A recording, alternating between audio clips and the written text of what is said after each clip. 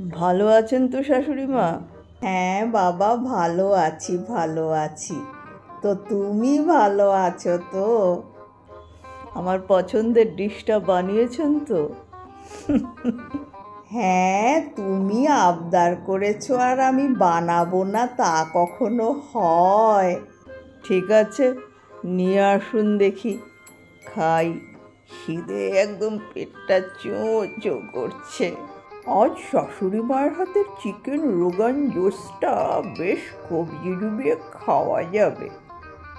বুঝলে জামাই বাবা, আমি নিজে বাজারে গিয়ে দেখে শুনে অনেক খুঁজে একটা রোগা সোগা দেখে মুরগি নিয়ে এসেছি।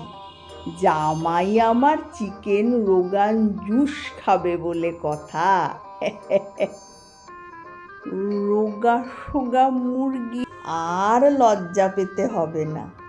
আমি খুব বুঝেছি তুমি এখন স্বাস্থ্য সচেতন হয়েছ। দেখো বাবা, কেমন হয়েছে জুসটা।